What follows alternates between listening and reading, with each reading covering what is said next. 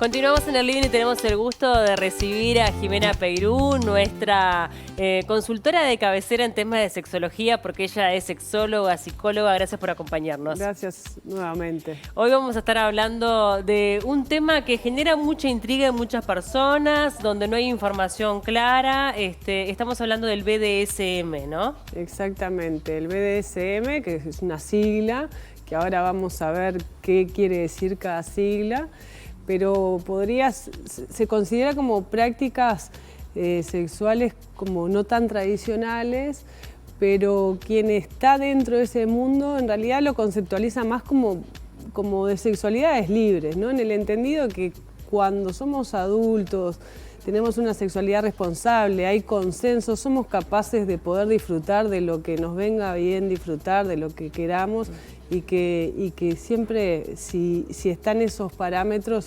no hay nada que cuestionar desde afuera, ¿no? Totalmente. Es cuestión de nuestra vida. Arranquemos entonces hablando de esta sigla, un poco para desmembrarla e ir entendiendo. Bien. BDSM. La B larga viene de bondage, que bondage son prácticas de inmovilización, generalmente con cuerdas.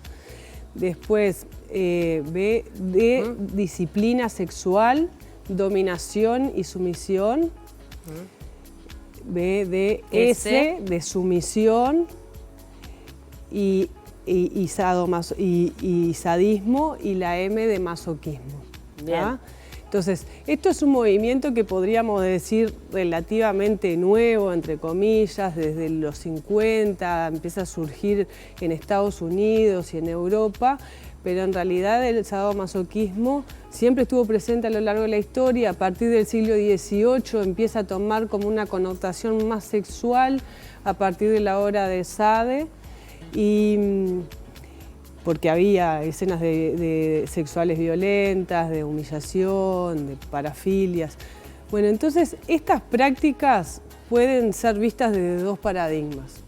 Un paradigma que tiene que ver con la psicopatología, donde el sadomasoquismo es un trastorno mental y donde muchas de las prácticas que hoy están dentro del DSM, del BDSM, sí, son consideradas como parafilias dentro del DSM, que es el manual de diagnóstico de los trastornos mentales. Bien. Por eso también pienso que quizás acá en Uruguay... ¿Tengo como una connotación negativa? La comunidad es muy cerrada. Claro. Quizás vos podés practicar BDSM y nadie se lo imagina, porque, claro, hay tanto estigma frente a lo que sale de lo normal, que entendemos que lo normal se nos fue marcando a través de la historia, a través de instituciones, ¿no? Igual me parece que es importante aclarar que, bueno, obviamente que este es un vínculo entre adultos absolutamente consensuado y hay determinadas reglas justamente para poder cuidarse dentro de la práctica, ¿verdad? Exactamente. Quiero hacer la aclaración que si bien hay esta lectura desde la psicopatología, también hay una lectura más sociocultural que tiene que ver con esto, con expresiones de la sexualidad libres, en consenso y en respeto. Entonces, esta es una de las reglas.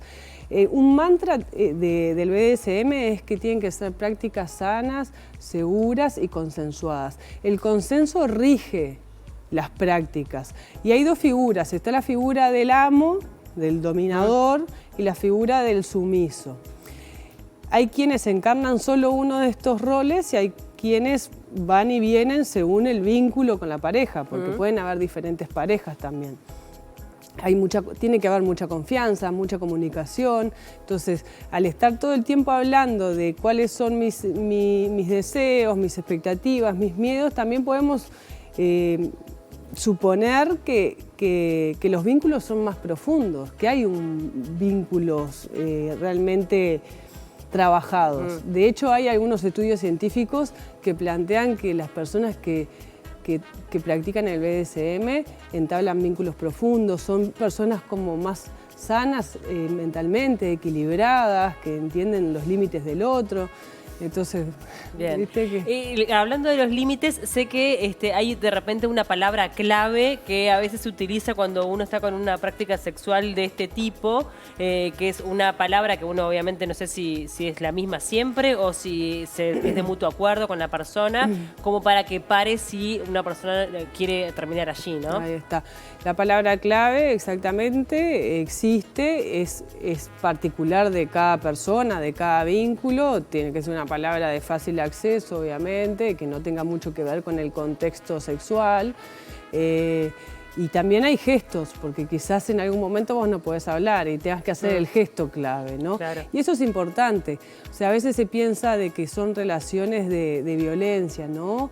Pero acá no hay una asimetría de poder. Es el sumiso el que le presta el poder al amo. Y quien tiene el poder todo el tiempo es el sumiso, porque basta con que el sumiso diga la palabra clave o diga basta, y basta no es una palabra clave para usar en vez de ser... Claro. Vos podés decir basta, pero en realidad no. Tiene que ser una palabra fuera de amarillo cocina, es como claro. la más convencional, Claro. pero bueno, eso dependerá de Bien. cada uno. Ahora, cuando estamos hablando de estas prácticas también lo podemos asociar a el fetichismo, es decir, uno piensa cuero, látigos, ese tipo de cosas. ¿Están como acompañando o no? Exactamente. Como esto es un movimiento sociocultural que también tiene que ver con las personas y la diversidad en general, se van incorporando nuevas prácticas que exceden a esta sigla. Y bueno, los fetichismos, los parcialismos, hay juegos de pet play, hay personas que disfrutan tomar el rol de una mascota, por ejemplo, y ser paseados con una correa.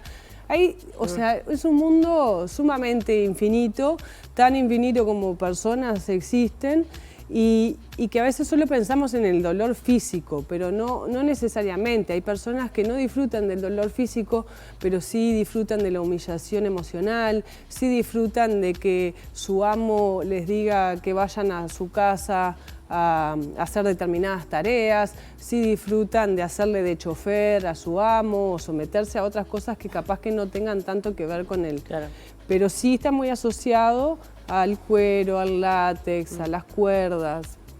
Uno piensa que también pueden haber algunos casos extremos, porque la prensa de repente nos ha hecho conocer algunos fallecimientos por prácticas extremas, ¿no? Pienso en la de el estrangulamiento en el momento del acto sexual, es como la más frecuente. Eso pasa también, hay que decirlo, ¿no? Sí, seguramente haya pasado y seguirá pasando. También muchas veces eso es una excusa, ¿no? Murió ahorcado y en realidad no sabes si efectivamente pasó o es la carnada perfecta para poner, ¿no? Claro. Seguramente hay prácticas que son de mayor riesgo, por eso es importante la confianza y que se conozca a la persona. La persona, el dominador y el sumiso tienen que tener un vínculo, no es que vos conociste a alguien en un boliche y te vas y haces una sesión de BDSM. La podrías hacer, pero sabiendo que los riesgos son muy altos. Totalmente. Como para finalizar, ¿hay algún tipo de organización, algún tipo de grupo, asociación en donde quien esté interesado pueda acercarse para informarse más? Acá en nuestro país. Lo que te decía es eso, la comunidad acá, BDSM de Uruguay, es bastante cerrada, no entras así nomás de hoy para mañana, de hoy, ¿sí? Generalmente tenés que entrar a los grupos de Facebook, empezar a interactuar y bueno, ver ahí si tenés la suerte que te inviten a algún evento. Es cerrado, acá en Uruguay es cerrado, quizás es mucho más abierto, está mucho más en auge en Argentina, que es mucho más visible, pero y hay gente que está trabajando arduamente en redes, pero acá todavía está como... Bien. Pues somos muy poquitos y el prejuicio todavía es muy grande y es esto, si a vos te están enmarcando tu sexualidad en una psicopatología, ¿y qué vas a salir a decir qué?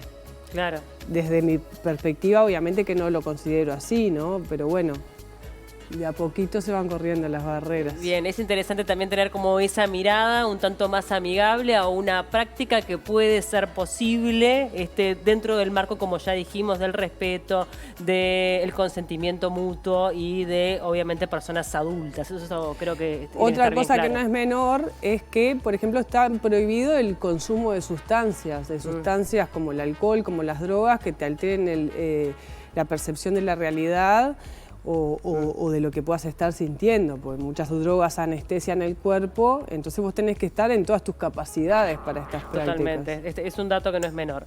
Jimé, muchísimas gracias. Que te Gracias sigan a por ti. las redes sociales por cualquier consulta, ¿verdad? Bien, sí, y si quieren proponer temas que también les resulte interesante tratar, sexología.uruguay y ahí nos encontramos y los traemos acá.